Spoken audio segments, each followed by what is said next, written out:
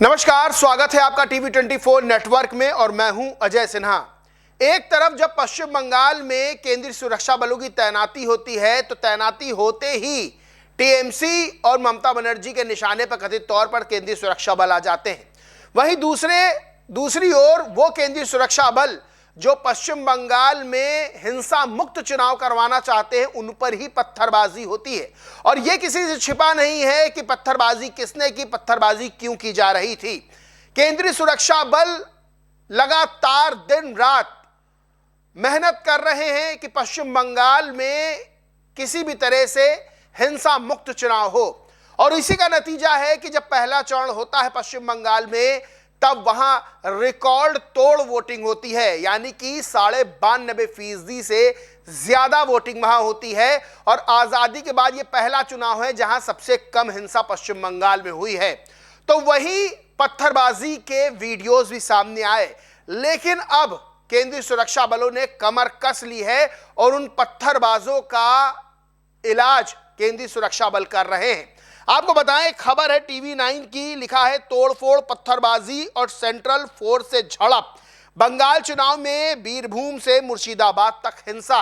यानी जो पत्थरबाज हैं वो केंद्रीय सुरक्षा बलों पर भी पत्थरबाजी कर रहे हैं, उनको निशाना बना रहे हैं। तो सोचिए कि आम आदमी के साथ क्या हो रहा होगा। और लगातार बीजेपी ये आरोप लगा रही है कि टीएमसी के समर्थक, टीएमसी के गुर्गे, टीएमसी के गुंडे लगातार पत्थरबाजी कर रहे हैं, आम लोगों को डरा रहे हैं कि वो वोट देने ना जाएं, बीजेपी के जो वोटर हैं वो वोट देने ना जाएं। और केंद्रीय सुरक्षा बल लगातार ये कोशिश कर रहे हैं कि ज्यादा से ज्यादा लोग निडर होकर पहुंचे, वोट दें अपना।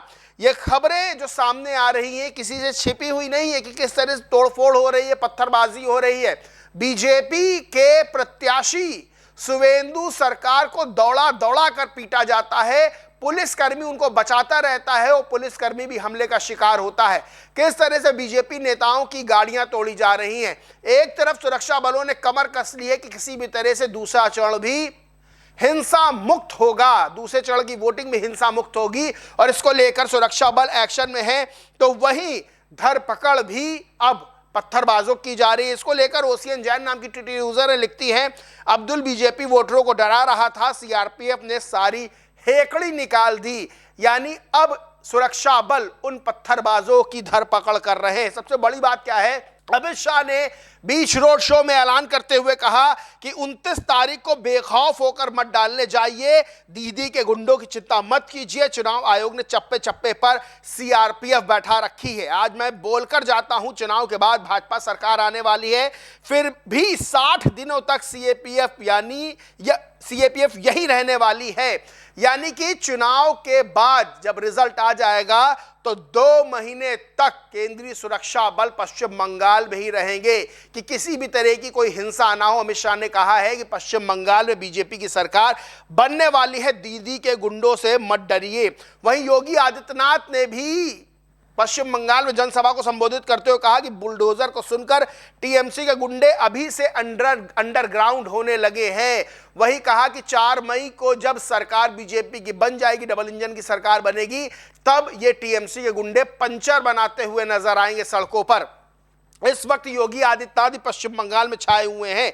वहीं बीजेपी वेस्ट बंगाल ने एक वीडियो शेयर किया है जो अपने आप में कई सवाल खड़े करता है कि कैसे एक व्यक्ति पत्थर उठाता है और जो तुलसी मंच होता है, यानी कि वो मंच जिस पर तुलसी लगाई जाती है, हिंदू धर्म में तुलसी माता की पूजा की जाती है, उनके पौधे की पूजा की जाती है, उसको तोड़ता हुआ नजर आ रहा है।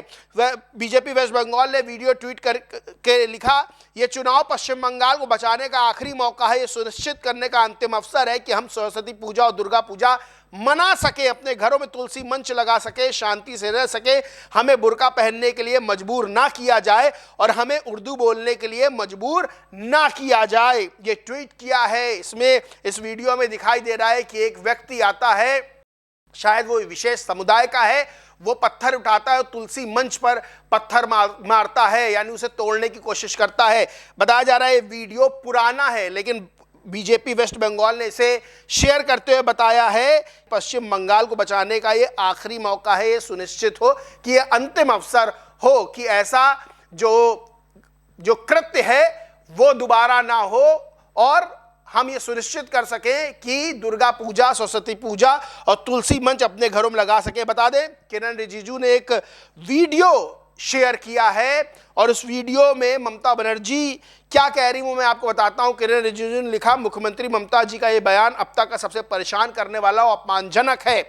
हमारा अस्तित्व, यानी वो कहती हैं ममता बनर्जी स्टेज पे, जो किरण रिजिजू ने लिखा है, हमारा अस्तित्व है इसलिए आप सब सुरक्षित हैं। अगर हम ना होते तो जब कोई खास समुदाय एकजुट होकर आपको घेर लेता तो वे आपको पल भर में खत्म कर देते। लोगों को बिना किसी के भी सुरक्षित रहना चाहिए। किरण रिजिजू ने कहा कि लोगों को बिना किसी के भी सुरक्षित रहना चाहिए। वीडियो का जिक्र करते हुए बताया है कि ममता बनर्जी कह रही हैं कि हमारा अस्तित्व है इसलिए आप सब सुरक्षित हैं। अगर हम ना होते तो जब कोई खास समुदाय एकजुट होकर आपको घेर लेता तो वो आपको पल भर में खत्म कर देते।